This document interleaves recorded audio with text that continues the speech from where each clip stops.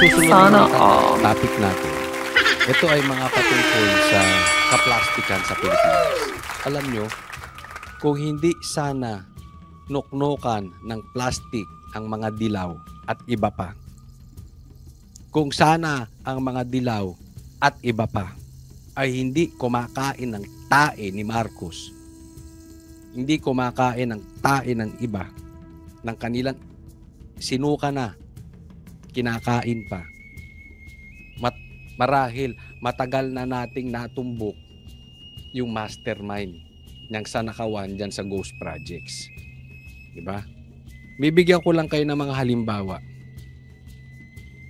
Eto, sabi ni Jokno, I never had any political ambition. Wala daw siyang ambisyon maging politiko. In fact, most of my life, I was very happy with being a teacher and human rights lawyer. Yun na mismo yung buhay ko. So wala siyang balak. Ha? Siya human rights lawyer at teacher. Yun ang gusto niya. Wala siyang balak magpolitika. Pero ano sabi ni Kiko Barsaga? That's a pretty bold statement coming from someone who ran for a national position for every election in the past decade. So yung nakaraang dekada, takbo ka ng takbo sa national election. Gago. Tapos sasabihin mo, ayaw mo maging politiko. Wala kang ambisyon Bakit ka takbo ng takbo? Kaninong pangarap yan? Pangarap ko? Sasabihin mo, hindi, pangarap ito ng taong bayan. Dahil gusto nila akong ihalal. Gago! Hindi po mura yun. Yun ay parang higher is stupid. Kasi ginagago nito taong bayan. Sa tingin niya, bobo yung taong bayan, kaya siya nagsasalita ng ganyan. You people, you. Hindi ko alam kung ano ibig sabihin ni Kiko Barsaga, you people. Ako, sa tingin ko, you people, kayong mga dilawan. Kayong mga dilawang pahuli. Kayong mga hypocrites na dilawan. Kayong mga taing dilawan na walang paninindigan ngayon. Dahil sa gusto nyo makaganti sa Duterte. Dahil sa kagustuhan nyo ayaw maupo ang mga Duterte. Kayo ring mga komunista na kayo walang Diyos. Kayong mga komunista. Hindi ko sinasabi si Jokno Kayong mga komunista na ayaw nyo mapaupo ang Duterte dahil pag napaupo ang Duterte, yari kayong mga komunista. You people are only interested in money and power. Tatanggi. Ayaw maging politiko, takbo ng takbo. Ito mga klase ng politiko natin. Plastic. Politiko, kaya nga sinabi ko grabe tong grabe tong dilaw. Sa totoo, sila ang salot ng Pilipinas. 2 Aquino na upo, wala rin nangyari. Ngayon nakikikuntsaba naman kay Marcos. Diba? Akala mo Marcos nauuto mo yan? Kaya lang kumakampi sa iyan because you are a weaker person. You are a weaker color. Kasi kung sakaling halimbawa hindi maging presidente si BP Sara, ma-eliminate ang Duterte sa history. Alam nila kayang-kaya kanila Marcos. These yellows will eat you alive. Ibabalik ka nito sa kangkungan kung saan ka pinulot ni Sara. Kung saan kayo pinulot ng Duterte. Kaya yan ang plano ng mga yan Dati ko pa prinidik yan after 2025 election. Sabi ko, on the coming 2028, it's going to be the fight will be between Duterte and the yellows. Marcos, wala na. Alam na natin, wala na silang kapag-apag-asa. Kaya ngayon, ang dilaw, pumuposisyon. Umeepal. Ito lang masasabi ko sa inyo, and I'm very confident on this. Kahit pagsamahin nyo pa ang boto ng komunista, ng dilaw, ng mga magnanakaw, at ng pula, you will not win against Duterte. And I know you know that. Kaya nga, pilit yung eliminate si Sara. 2 lang ang dahilan para hindi makaupo si BP Sara. Patayin o i-disqualify ng ibang secretary, ng ibang entity dyan, impeach, etc. Other than that, if we are going to talk about election, it's not even closed. Walang didikit kay BP Sara. Ito pa, isang plastic, isang epalitiko. Ito, kumalat tong video na ito. Tingnan ninyo ha. Hindi ko alam, okay, unahan ko na kayo. Hindi ko alam kung AI yung pagkakagawa ng sigaw. Pero legit po eh. Legit po ang kaplastikan nitong mama na ito. O, tingnan niyo si Kiko Matching, hindi yung Kikong Barsaga yung matino ha. Ito yung Kikong Trapo. Kiko Pangilinan nag-attend ng concert. O, pakinggan nyo sigaw ng taong bayan.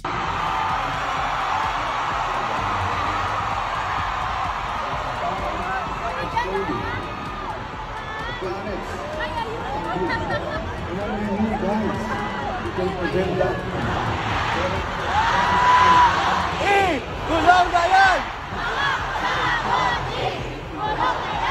Mga kurakot, kulong na yan. Uy, mga kurakot, kulong na yan. Mga ipokrito, kulong na yan. Mga ipokrito, kulong na yan. Mga kainsuka, ikulong na yan. Okay, ulitin ko. Hindi ko alam kung ito ay AI, na? Pero lihiti mo eh. Lihiti mo na epal. A-attend ka ng concert, magpapalagay ka diyan. 'Di ba? Kung hindi mo ginusto 'yan, di sana nagbigay ka na ng statement na ayaw mo na ikaw ilagay diyan. Ba't ikaw? Concert 'yan eh. Pwede ka namang manood ng discreet. Yan po ang mga epalitiko. Yung kailangan, pinangangalandakan yung kanilang pagbumuka, kala mo ba singkit? Laki-laki ng mata. Adik ba ito? Hindi, ako yung nagtatanong lang. Kasi ganun, di ba mga adik ganyan? Di ba kasadyang malaki lang mata? Hindi naman adik. Hindi naman siguro papatol si Sharon Cuneta sa adik. Ganun eh. Makasadya. Alam mo tong dilaw? Ang sabi dito eh, basta maging relevant lang muna sila. Yan ang plano nila ngayon eh. Maging relevant, no? Congratulations sa pagkapanalo mo, Garcia, sa Senado. Ay, Garcia. Ba't Garcia? Das Garcia elected official senator. Kiko Pangilinan. Palakpakan. Di umano. Kasi yan ang nakababasa ko eh. Ha? Yan ang nababasa ko sa comment section. Totoo ba? Garcia Senator ito. Garcia Senator. Okay.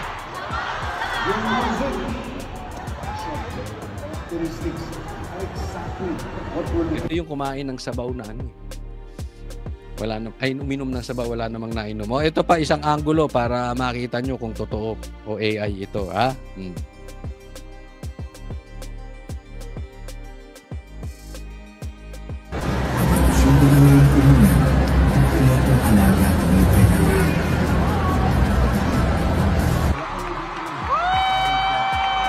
Talagang ibabalantra ba yung pagmumukha? Sino kasi? Michael Jordan ka ba?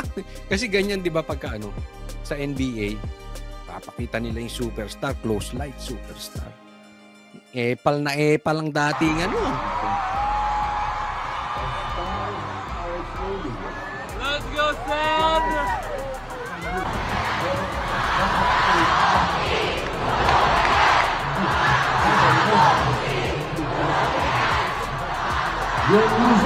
O ano, babad na ako rito. Kawawa ang mukha. Ano naman pwede na Kayo nga, itigil-tigil nyo na yung kaboboto nyo sa mga politikong wala namang nagawa dati. Doon na tayo sa bata. Yung hindi duwag. Wag na wag tayong boboto sa mga politikong kumakain ng suka. Kadiri, iyo. Ha? Hindi, sasabihin na naman nung Coach Oli, hindi na naman nanalo yan. Yan na naman sasabihin nila sa comments eh. Hindi naman nanalo yan eh. Hindi naman namin binoto yan. Si Garcia bumoto dyan. Alam ko na, yan ang sasabihin nyo. Inunahan ko na kayo. Baka naman pwede nyo nang tanggapin ako. Ano guys, read? Epal na epal, animal. Ay, nako. Tama na nga yan, Kiko. Kung kanina, pinakita natin mga plastic, mga epalitiko, yung talagang pinangangalandakan, maka-epal lang. Di ba? No. Ngayon, pakita ko sa inyo paano dapat. Ganito dapat, discreet lang. Pagtulong, discreet lang. Office of the Vice President. O, tumulong. Pero ganyan lang. Ha? Hindi nakalangkay doon. Ang laki-laki ng tarpaulin. BP, Sara. Tutulong ka lang, pangangalanda. Sabi nga, pag tumulong ka, wag mong ipaalam yung tinulong ng kaliwa mo sa kanan at wag mong ipaalam yung tinulong ng kanan mo sa kaliwa. Anong ibig sabihin? Be discreet. Hindi mo na pinagmamalaki. Lalong-lalo na kung hindi mo naman pera ng taong bayan. Dapat ganito, pinangalandakan ba ni Sara? Hindi. O, ano sinabi niya? Office.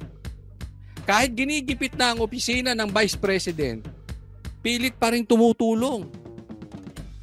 Office of the Vice President. So, ibig sabihin, hindi sa kanya lang. Hindi sa kanya. Sa taxes na naibahagi sa Office of the Vice President. Hindi sa Office of Sara Duterte. At saka makikita mo, ang liit pa ng Office of the Vice President. Oh. Anong malaki? Diyos? Bayan? Pilipino? Yan ang importante. Hindi yung politiko. Hindi naman galing sa kanila yung pera eh. Di ba? Ganito. Ganito ang hindi politiko. Ipinagmamalaki ang alin? Ang tulong kanino galing? Galing sa Diyos, galing sa bayan, at galing sa Pilipino. Tapos ang usapin. Walang muka, walang pangalan. Diba? Kaya maraming galit dito eh. Ayaw na magnakaw, ayaw pa umepal. Maraming galit kay Sara kasi na-expose sila eh. Diba? Ang kadiliman, ma-expose yan pag binigyan mo ng liwanag. Yung kalukuhan na i-expose. Pambira. Ang laki-laki ng tarpaulin ni Risa. Kunwari ikaw si Risa, ang laki-laki ng tarpaulin. Eh di magmumukha kang gago talaga. Di ba? Mamimigay ka, laki ng tarpaulin mo. Tapos si Sara, ganyan. Walang nakalagay na mukha, di ba? O di magmumukhang gago yung isa. Kaya naman, ito dapat ang solusyon. Ito, tanong lang ha. Tanong lang. Wala po tayong pinapatukuyan. Itong solusyon na ito, sangayon ba kayo? Kasi sinabi ni Kiko Barsaga, anong tingin nyo? Ayan na rin tingin ko sa inyo. Sa posibilidad na humiwalay ang Mindanao at Visayas. Hiwalay ang Mindanao at Visayas. Anong sagot ni Baste? Kalayaan mula sa impluwensya ng neo-kolonyalismo at politikang umiikot sa salapi. Meow. Ako naman tatanungin ninyo. Ako sasagot kay Okay? Ako sasagot kay Congressman Kiko. Anong tingin nyo sa posibilidad? Yung posibilidad, hindi ko alam. Pero kung tatanungin mo ako kung ako sangayon, ako talaga sangayon. Sangayon ako. Okay? Hindi ko po sinasabihan at ako'y sedition na naman, baka yan na naman nasabihin. Wala po akong kakayanan na ihiwalay ang Visayas at Mindanao. Pero kung ako bilang Filipino citizen at tatanungin ako, okay lang sa akin yan. Bakit? Pupunta na lang ako Mindanao. Ha? Kasi ang gulo dito sa mas aasenso ang Visayas at Mindanao. Ang gulo dito sa Luzon. Karamihan ng magnanakaw nandito. Mamaya, papatunayan ko sa inyo yan. Ang nakawan, inabuso dito sa Luzon. Ngayon, tingnan nyo nangyari sa Singapore nung miwalay sa Malaysia. Tindi, no? Isa sa pinakamayaman at pinagkakatiwalaan sa buong mundo. Ako naniniwala ako pag nakakumalas. Kasi ang Mindanao at saka lalong-lalo na Mindanao, hinihilang pababa ng Luzon. Marami naman tayong pera eh. Ang problema, Mas marami tayong politikong mukhang pera. Andyan ang problema at karamihan nasa Luzon. Hindi, ibig sabihin wala sa iba, pero karamihan nasa Luzon. So, kung ito ay merong legal basis, hindi po tayo gagawa ng illegal ha. Inuulit ko, doon lang tayo sa legal. Kung ito ay may legal basis, siguro mas makakabuti sa mga Pilipino, humiwalay na. Dahil instead na umaasenso yung ibang parte, umaasenso yung ibang kababayan natin na naghihirap, umaasenso sila, napipigilan nitong Luzon. At ang kumukuha ng pera nang galing sa Visayas at Mindanao, Luzon. Gusto nyo makita? Patunay? Ito, tingnan po ninyo. Ito po, nilabas ng Philippine Star. Tingnan po ninyo. Suspected ghost flood control projects in Philippines based on ICI initial field validation. ICI ang gumawa nito ha. Kakampi pa ni Bongbong Marcos yan. Siya ang bumuo niyang grupo na yan. From 2018 to 2024, 261 na ghost projects sa Luzon. Ulitin ko. Ang mga nanakaw ng pera ng kaban ng bayan ay nasa Luzon. 261. Visayas, 109. Mindanao, 51. Mindanao could be the next Singapore kung sila ay makakahiwalay. Kung hindi ko sinasabing humiwalay. Ha? Baka mamaya magkakaso. Kung sakaling humiwalay sila dahil may legal basis, Mindanao will explode like Singapore. Kasi napuntahan ko po yung Davao, iba talaga eh. Ibang nilalang dun. Ibang tao ron. Iba disiplina dun. Iba po. Ang layo sa Maynila. Ang layo sa Luzon. Kaya kung mangyayari dun, talagang impromptu. Makikiusap ako kay BP Sara, doon na ako titira. Maayos ang negosyo. Mapayapa. Walang adik. Walang komunista. Maayos ang Davao. So, ako, sang-ayon ako dito. Kung mangyayari man to, malaking bagay. Next, tingnan po natin ito. Kaya naman, ang pinaka-importanting dapat masolusyonan ng gobyerno ni Bongbong Marcos ay tiwala. Yan po ang pinaka-importante. Kasi dahil sa nakawan, dahil sa drug addiction, kailangan mabalik ang tiwala ng taong bayan, ng Pilipino sa gobyerno ni Marcos. Eto naman, nagsalita na. Kahit si Trump, nagsalita na patungkol sa gobyerno ni Bongbong Marcos. Pero, ito, kasi tinitingnan ko nga kung AI to eh. Diba? So, sabihin nyo kung AI to o hindi. Pero kung ito ay hindi, kung ito ay AI, dapat siguro, korekin to ni Marcos. Dapat magsalita siya. Sabihin niya, AI to. Diba nung may video na lumabas, na-addict siya, tumitira siya ng coke, sabi niya AI. Sumagot siya agad. Ito, nagsalita si Trump. So, hindi natin alam kung AI or hindi AI, pero dapat gawan to ng paraan ni Bongbong Marcos. Hindi siya manatiling tahimik. You know why? AI man to or hindi AI, spot on yung sasabihin dito ni Trump. Di umano. Tingnan natin. To the great people of the Philippines, corrupt politicians are robbing your country. Ayan. Tama naman, di ba? Mga korap na politiko, ninanakawan ang Pilipinas. Booking ka na ni Trump. Di, may punto eh. AI man or hindi. Eksakto yung dinadaanan ng Pilipinas. Yan na yan. They steal your money, sell your future, and break your trust. Steal your money, ninanakawan tayo, binibenta ang ating kinabukasan.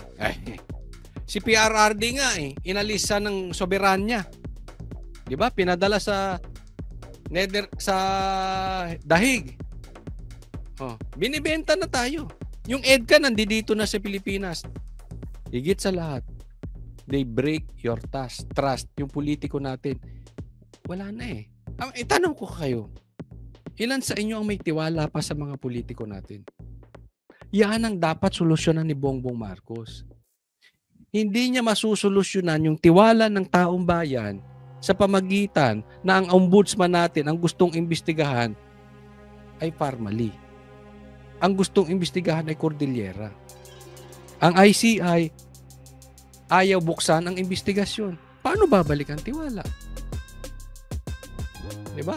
Ang congressman ayaw paimbestigahan ang mga kapwa congressman. Paano babalik ang tiwala? Ang laki ng problema ng bansang Pilipinas sa tiwala ng mga taong bayan sa mga politiko. But you have the power to stop it. Meron tayong kapangyarihan. Pahinto ito. Tumayo tayo. Ang problema, maraming tumatayo. Hinaharang ng mga kaing-taing dilaw. Kinakain nila yung taing nila eh. Kinakampihan si Tambi at saka si Bongbong Marcos. Stand up, be strong, demand justice, take your country back. The world is watching. Be brave. Fight for the Philippines. Yan. Again, kung AI man to, hindi, no? At least binabanggit natin. Pero yan talaga eh. We have to fight for the Philippines. We have to fight this corruption. We have to fight all above else, the mastermind. Yan ang salot eh, yung mastermind ng Ghost Projects. Diyan tayo dapat nakatuon. Diba? Nagkagulo-gulo tayo ngayon eh. God bless you all. Ngayon, may punto tong sinabi ni Trump eh. Kung ito naman ay totoo, nabuking niya na si Bongbong Marcos eh. Nabuking niya na. Ha? Ano talaga eh. I mean, kalat sa buong mundo. I mean, pati nga yung Okada issue ni Tambi, balita sa buong mundo. Yung nangyari doon sa kasama ni Lisang may namatay na nag-cocaine, balita sa US. Balitang-balita yan sa US. Di ba? Even yung speech ni Kiko Barsaga, binalita ng mainstream media. Obviously, di ba? Kalat sa buong mundo dahil ang daming Pilipino sa buong mundo. Marami sa OFW nating galit sa administrasyon.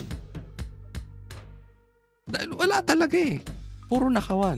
Bigyan ko pa kayo ng point na possibility. Ha? Na talaga naman natumbok na si Bongbong Marcos ng Amerika. Ito pa. Ito, bigyan ko ng komentaryo. Itong nilabas ng Optic Philippines. Patungkol din to sa sinabi. Okay? America knows Marcos corruption. So, dumidikit na talagang legit po yung video. Oo. Tingnan nyo to. The US State Department has spoken corruption in the Philippines is no longer rumor but record. Talaga naman. Diba? Alam naman natin. Diba? At saka yung nakawan nangyari sa Pilipinas, considering kung gaano tayo kahirap at yung massive na nakawan, grabe. Yung nagnakaw talagang demonyo. As in, super. Hindi yung ganyong nakawan, hindi sa US ninakaw yun. Ha? Hindi sa mayamang bansa. Ninakaw yun sa Pilipinong naghihirap na nalulunod. Grabe ka demonyohan. Kaya kala talaga. Hindi na rumor. The Marcos administration stands exposed before the international community as the Independent Commission for Infrastructure names top officials. Yan, from Speaker Martin Romualdez.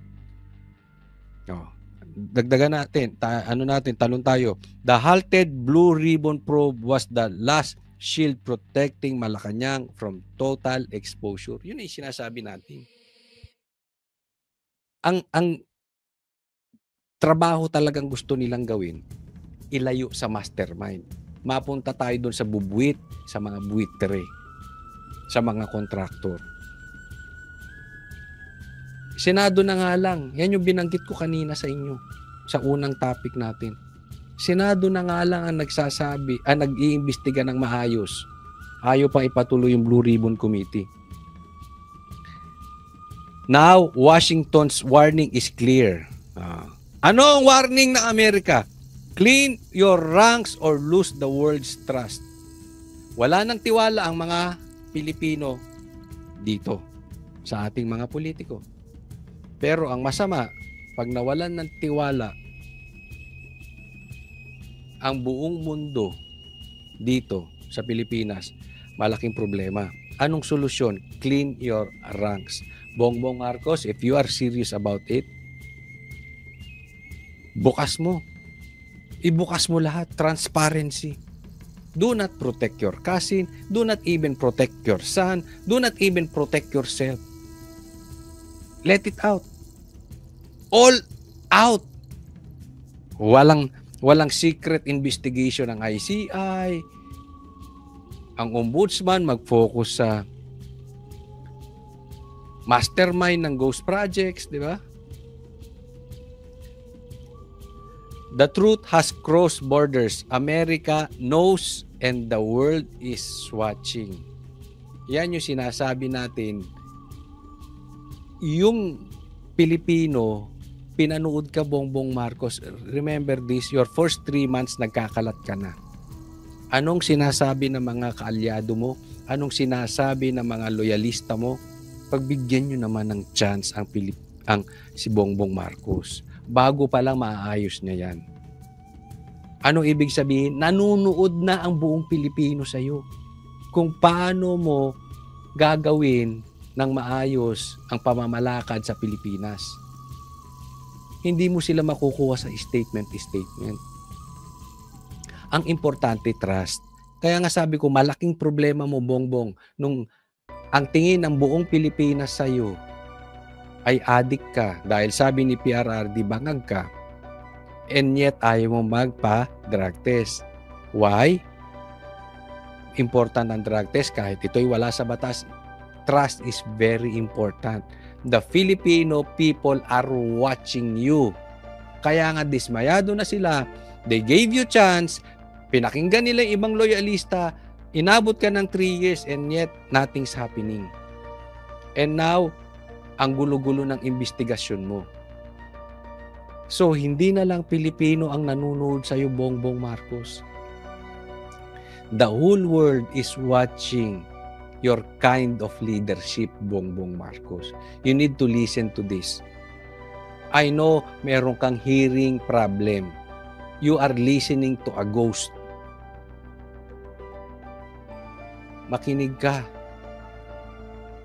Nanunood ang buong mundo sa iyo. Ano ang gagawin mo sa malaking problema na ito? Will you take it seriously? Na maalis, makulong, maparusahan, mapanagot ang mga mastermind? O isa ka pa sa magiging kasangkapan para maitago ito?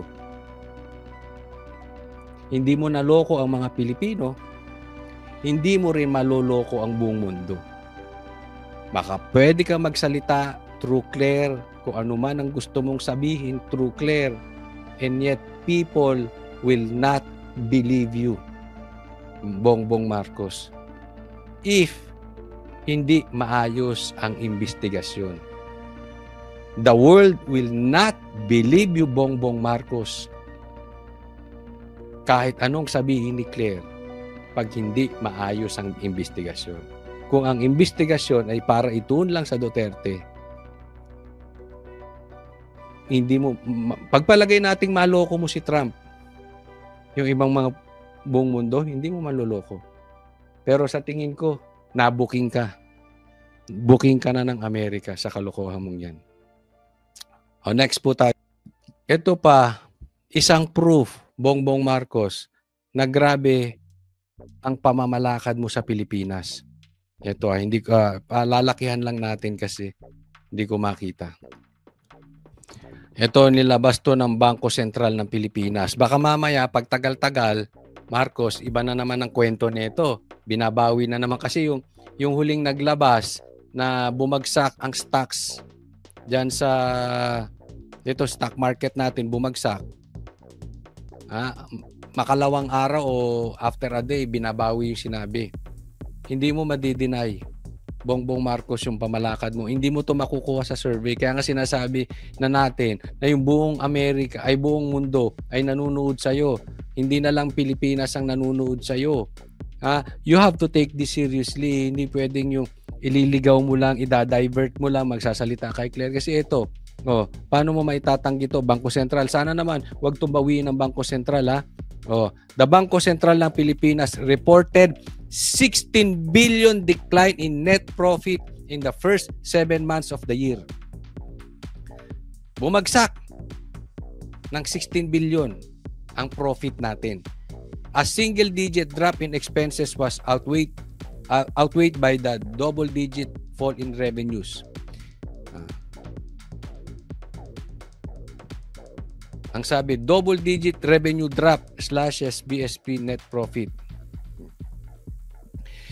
Ito po ay isa lang halimbawa. Nasa laki ng problema natin. Ang negosyo bumabagsak, ang stock market bumabagsak, pati yung Bangko Sentral bumabagsak. You ask the real estate industry. Bagsak. Kasi malaki ng problema natin. Tapos nakikita ganyan ang investigasyon mo ginagawa. Hindi parang nag-iimbestiga, parang may tinatakpan. Yung mga investor tatago yung pera. Hahawakan yan. Hindi yan gagastos. Hindi yan mag-i-invest. Pag lahat pinigil ang pera, babagsak ang negosyo, babagsak lahat. Maraming mawawalan ng trabaho. Tingnan nyo yung nangyari nung pandemic. Diba? Huminto lahat eh. Iyon, walang may kasalanan nun. Nangyari yun sa buong mundo eh. Diba? Tinamaan tayo ng pandemya nung buong mundo naman, hindi lang Pilipinas. Buti nga, Marcos, hindi ikaw nakaupo nun eh. Kasi kung ikaw sa tingin ko nakaupo nun, marami talagang mamamatay. It will double, triple, maybe 5 times ang mamamatay na Pilipino because of your leadership. Diba? Pag tiningnan natin, yung ibang investor, hindi na rin mag-i-invest. Pipigilan nila. Kaya nga malaking sabi, yung di umanong statement ni Trump na the world is watching. Paano mag-i-invest yung mga tao rito? Kung grabihan, wala. Sinong kikikilan ng gobyerno? Anong gagawin pag walang pumapasok na mga investor? Babagsak. Anong gagawin ng gobyerno para manatili ang kalagayan ng ekonomiya natin? Magtataas na naman ng tax. Papasok na naman niya si Recto. Tax dito, tax doon, tax dito, tax doon para ma-maintain yung nakaw dito, nakaw doon, nakaw dito, nakaw doon. Sino mahihirapan? Pilipino. Yung mga magnanakaw, haya-hayang buhay. Tinaas lang ni Recto yung tax. Diyan pupunta yan kasi babagsak eh. Saan kukuha pera Pilipinas? Sa tax. Wala na mag-i-invest eh. Punto natin, Bongbong Marcos. Seryosohin mo ito. Kasi if you cannot handle this country, if you cannot lead this country, you better be a man and step down. Now, kung ayaw mag-step down, can you please help this country take the investigation seriously para mabalik ang trust. Yun ang importante. Mabalik ang trust ng Pilipino at mabalik ang trust ng buong mundo ng yung ekonomiya natin. Marami pa rin mag-invest, gumana. Para hindi naman kawawa yung mga nalulunod. Kaliwat kanan na nga ang lindol natin. Napipiste na tayo dahil sa kalokohan nga nangyayari sa Pilipinas. Grabe na kawan. Paano tayo babangon? Nakawan dito, nakawan doon. Tanggol dito, tanggol doon. Pagtakpan si ganito, pagtakpan si ganon.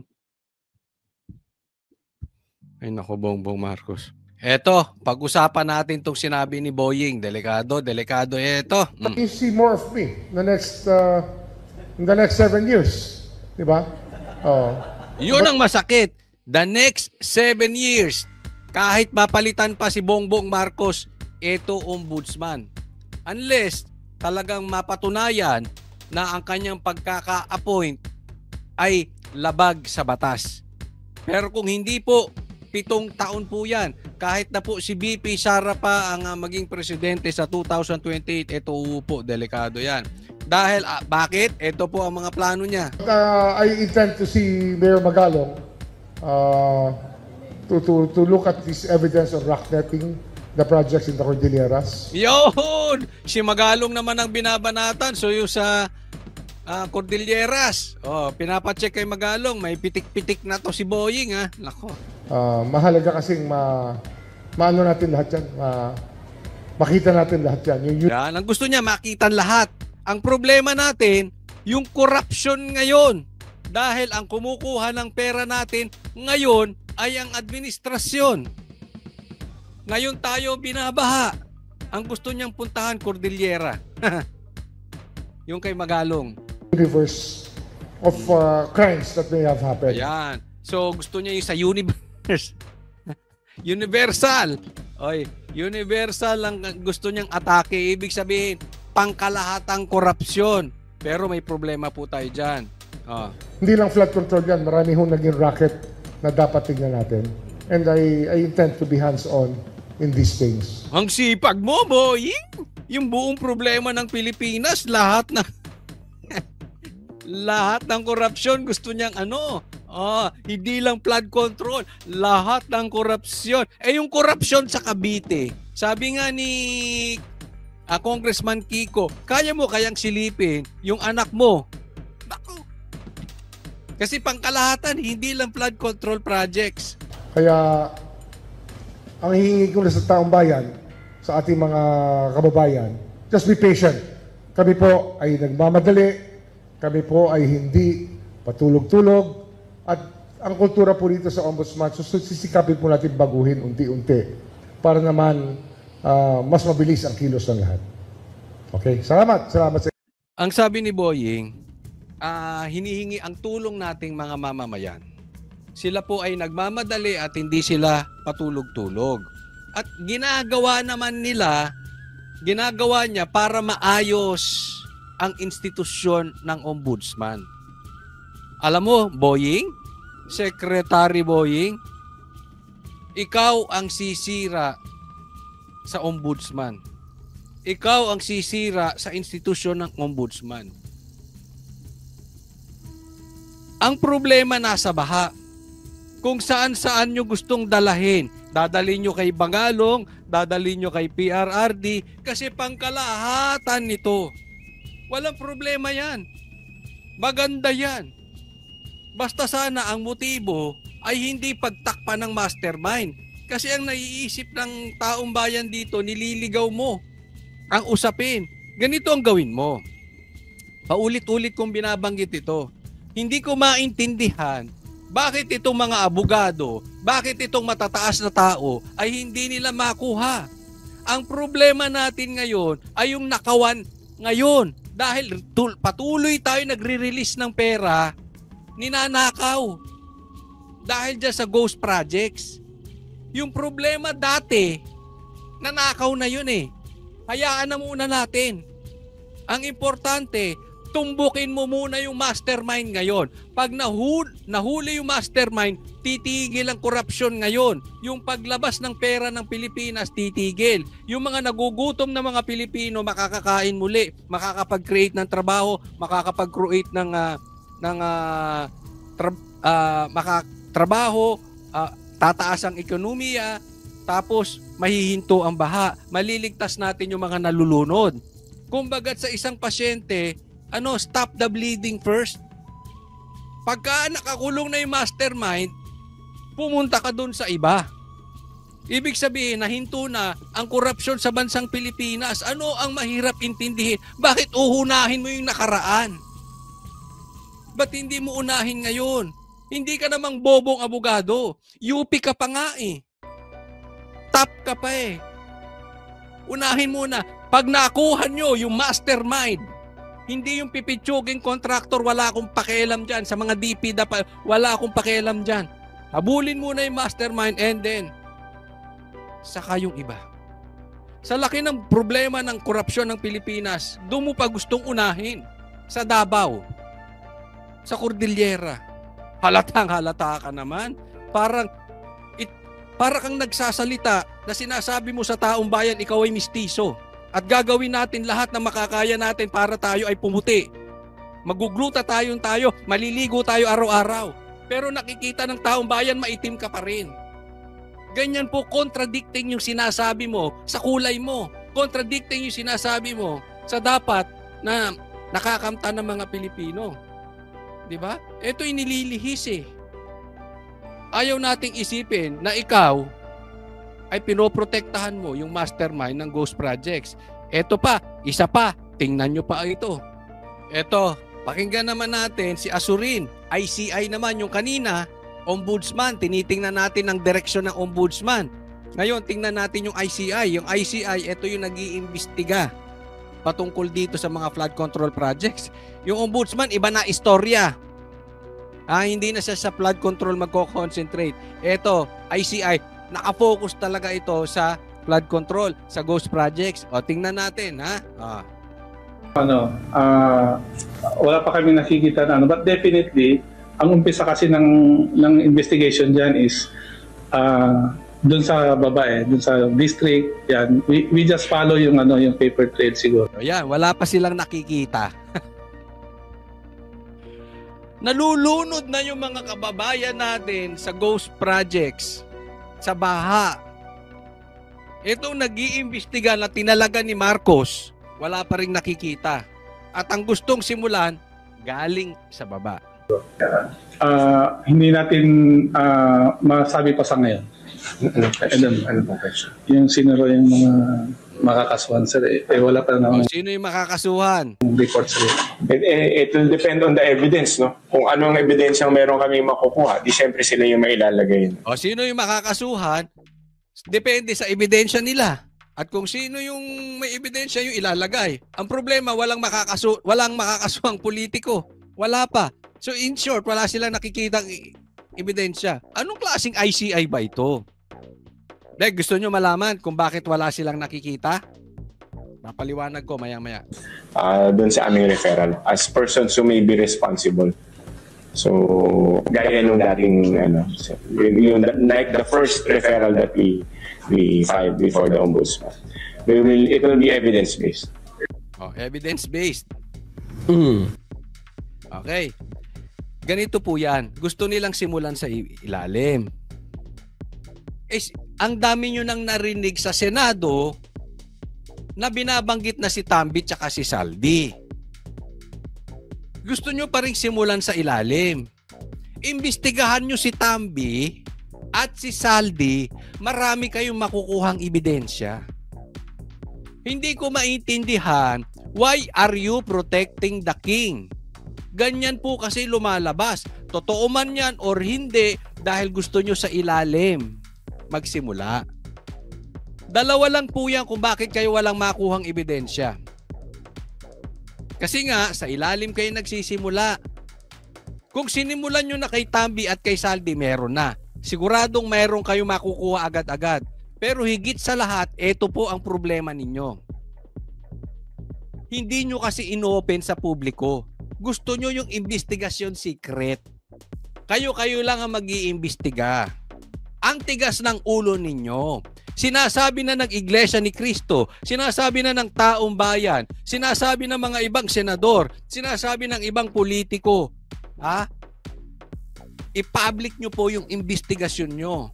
Parehas kayo ng amo ninyo, si Bongbong Marcos, hindi marunong makinig. Kaya until now, instead na sinasalubong ni Bongbong Marcos yung problema, kaya wala siyang masolusyonan kasi hindi marunong makinig. Ang pinapakinggan niya multo. Baka kayo, gusto nyo rin magtanong sa tatay nyo. Baka gusto nyo rin magtanong sa multo.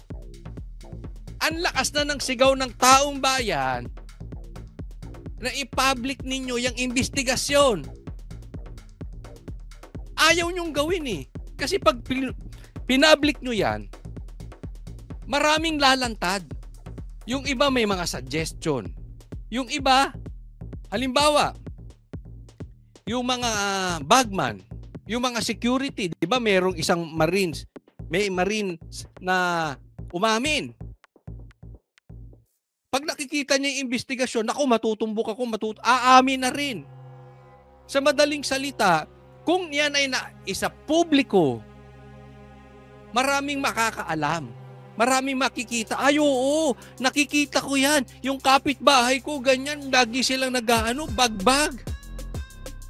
Bahay to ni ganito, bahay to ni ganyan. Oo, ito yung kapitbahay ko, siya yung security. Marami kang makukuha. Hindi kasi kayo open eh. Akala nyo sobrang talino nyo na kayo lang ang pwedeng makaalam. Hindi kayo bukas sa suggestion ng taong bayan. Kaya palpak tong gobyernong ito eh. So yung ombudsman, inuuna yung problema dati. Ito namang ICI na dapat nag-iimbestiga ng baha, ang gustong i-focus yung mga bubwit, yung mga buitre. Pero yung mga buhaya ayaw nilang unahin. Tingnan nyo kung paano nililigaw ng administrasyong ito ang investigasyon. Di umano. Kasi andyan lahat to. Tumutukoy ba? Hindi. Isa lang ang tanong ko sa inyo mga kababayan, pakilagay nyo po dyan. Pumupunta ba? Minamadali ba? Inuuna ba ang mastermind? Yun lang eh. Inuuna ba ang mastermind o pinoprotektahan ng mastermind? Ombudsman, ICI. Ito naman next. Tingnan nyo naman to. Kanina, Ombudsman. Tapos ICI. Ngayon naman Congress. Tingnan nyo naman. Parang may konting demolition na nangyayari dito. No? Parang gustong, I think there is scapegoating that is going on. No? Nagtuturuan. Ang sa akin lang, follow the money. Ayun. Kasi sinasabi nito, parang binabanatan ang Kongreso. Binabanatan si Tambi. Ang para sa kanya, follow the money. Eh, dyan nga papunta yung pera eh. Di ba yan na sinabi ng mga naimbestigahan dyan sa Congress? Dyan kay Saldico at kay Tambi? Nakikita nyo na? Kung paano nila pinoprotektahan ng mastermind. Di ba? There's all of these distractions that are being created and I'm sensing... Paanong there are distraction being created? Doon talaga patungo. Yun talaga eh. Lumalabas sa investigasyon, Tambi is one of the masterminds. And that is very, very, very, very, very possible. Alam nga naman, itong isang mama na party list lang, may hawak-hawak na ganung pera sa budget na hindi alam ng speaker. A lynch mob mentality trying to pin the speaker alone, no, to all of the things that have happened, which is terribly unfair, no? Ayan, sasabi niya. Parang pinipin lang yung si Tambi, yung speaker, alone, which is unfair. Hindi. Halimbawa, baka ako pinapariningan mo. Hindi. Lahat po gusto naming makulong. Pero let's focus first doon sa mastermind, doon sa politiko. Kasi kung ikaw ay politician, the higher you are, mas malaki ang influence mo patungkol sa nakawan. Bubwit yung mga kontraktor. Halimbawa, involved talaga at ang mastermind si Tambi. Makaagalaw ba yung kontraktor nang walang go signal ni Tambi? Ibig mong sabihin, under Disaya, ni Diskaya si Tambi? Kakagaguhan naman ata yung yung usapin na gano'n. Naiintindihan? So hindi po namin pinipin down dyan. Sinisimulan. Yan lang ang gusto ng taong bayan. Simulan sa mastermind. Kung sino ang mastermind. Doon muna tayo. Okay? Wala tayong pinagbibintangan kung ito'y si Bongbong o si Tambi. But let's start there. At Marian, sa ibang issue, may desisyon na ba ang Ethics Committee sa reklamong inihain ni Puno laban kay Congressman Barzaga? Ito naman, discuss natin to kay Kiko Barzaga. Jiggy, hindi nga umabot itong si Cavite 4th District Representative Kiko Barzaga doon sa kanyang 9 a.m. Ethics Committee hearing kaninang umaga. At sa ambush interview nga, ipiniliwanag ni Barzaga na nabisi siya sa kakalaro ng video games kagabi. Narito ang kanyang pahayag. My hearing was already over by the time I arrived. But why were you late, sir? Why were you late? We were very busy last night. I was just playing games on my computer. Pinaglalaruan ni Kiko Barzaga. Kung ito baliw, ewan ko na sa inyong lahat.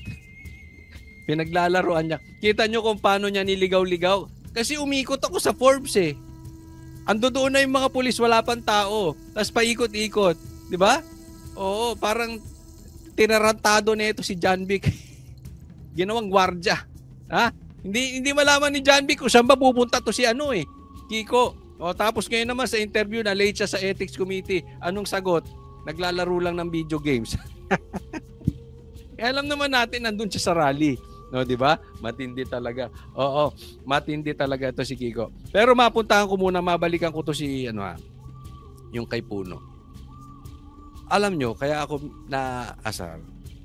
Dahil ulit, pinakita ko sa Ombudsman, sa ICI, at sa Congress, may level of protection na di umano ay ayaw nilang makarating sa mastermind. Diba? So yung Congress, together with the Ombudsman, yan, ICI, iba ang galaw. So ang tanong nga dito, saan patutungo tong investigasyon na to? Ang maayos na investigasyon lang na patungo na tayo sa mastermind. Konting kibot na lang. Kung kasabwat si Bongbong Marcos, matutuon na. Maituturo na. Kung kasabwat. Kung hindi, madidiin na ng todo-todo si Tambi. Kung hindi man, yung mastermind madidiin na. Nandoon na tayo sa investigasyon ng Senado. Yan na nga lang kaisa-isa, nag-iimbestiga ng maayos. Pinigil pa. So imaginein ninyo, wala talaga tayong patutunguhan sa investigasyon na ito. Ang putak ng putak ngayon, ang may authority coming from the President is protecting the mastermind, di umano. Etong nag-iimbestiga ng maayos, tinutukoy na yung mastermind, pinospon ang investigasyon. Para nga alisin pa nga ang investigasyon dyan sa ghost projects. Ang tindi talaga, no? Alam mo baka kababayan natin, idalangin na lang natin sa Diyos ang nangyayari ngayon.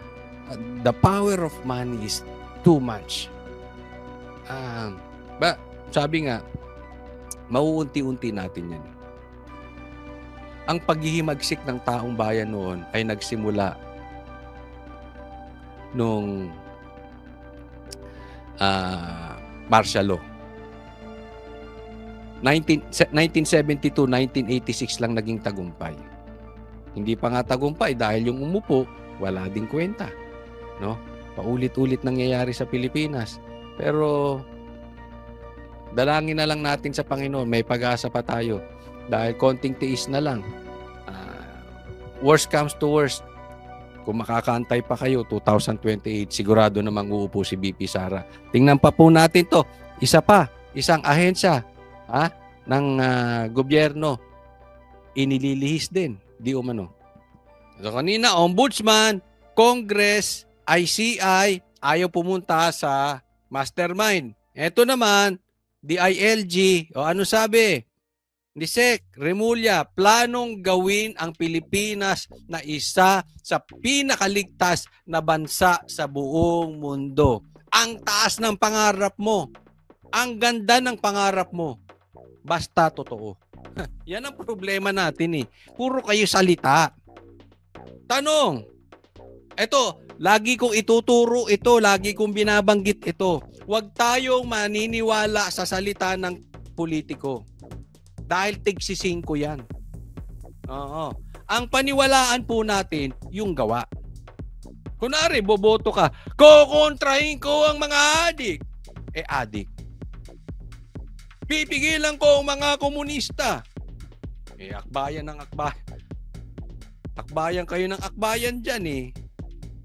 O, diba? Hindi yung party list sa'yo akbayan, umaakbay kayo. Diba? Anong kaplastikan yon? Ganito rin kay John Vic. Gusto niyang panatiling maligtas ang buong bansa. Ligtas ang buong bansa. Pinakaligtas sa buong mundo. Ligtas ba, Cavite?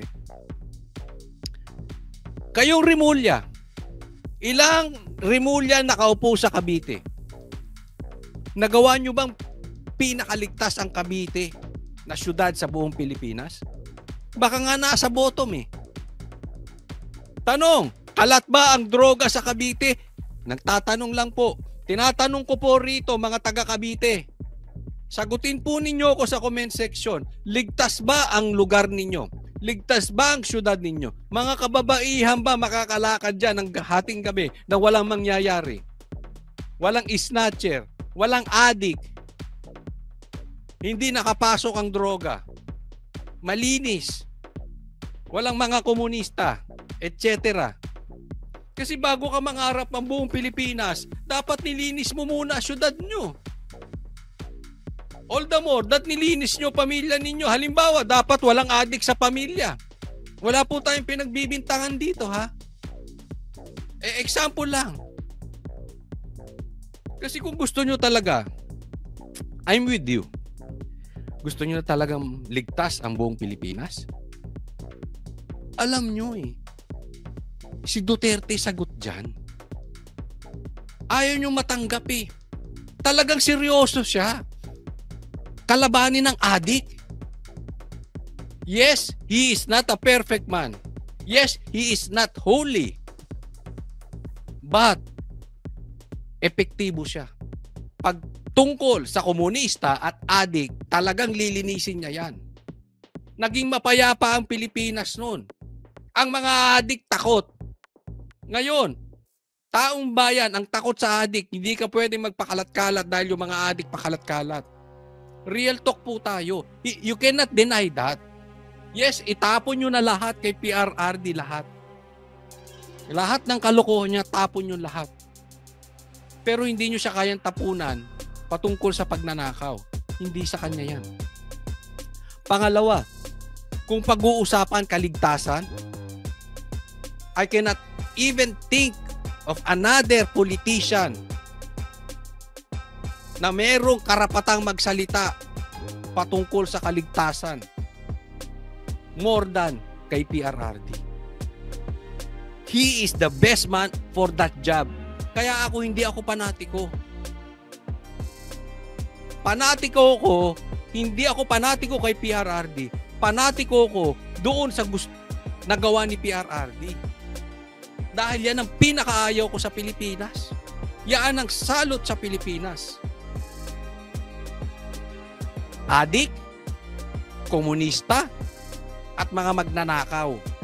Gusto nyong ligtas, yan ang seryosohin ninyo. Dapat galit kayo sa adik.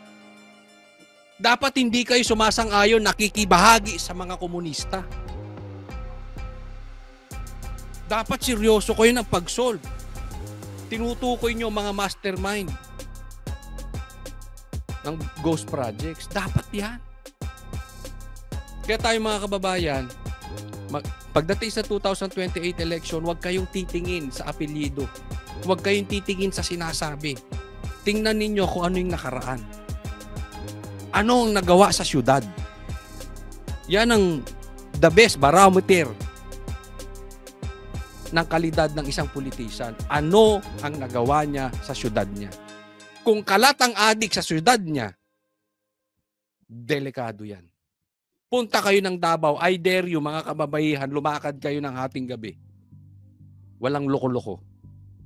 Dayo ko ron, nagpupunta ako ron eh. Hindi naman ako babae. Pero ibig sabihin, naglalakad kami, hating kami, walang loko-loko. Diba? So, ito yung, in my opinion, ito yung isang malawakang pagligaw sa ating inaasam-asam na mahinto ang korupsyon. Naliligaw po tayo eh. Pag hindi po tayo nakatutok sa mastermind, lagi nating tatandaan. Kasi ito, iba na naman ang issue nito si John Vic. Hindi ko alam kung anong plano nitong dalawang Rimulya eh. Pag hindi tayo nakatutok sa mastermind, lahat po yan, distraction. Ang mastermind nitong nakawan sa Ghost Projects, hindi niya kailangan, hindi siya makonvict. Ang kailangan niya lang, i-distract tayo. Iligaw yung balita. I-divert yung balita. More time siya. Ingat po tayo doon. Yung maglalayo sa atin sa mastermind, they are protecting the king.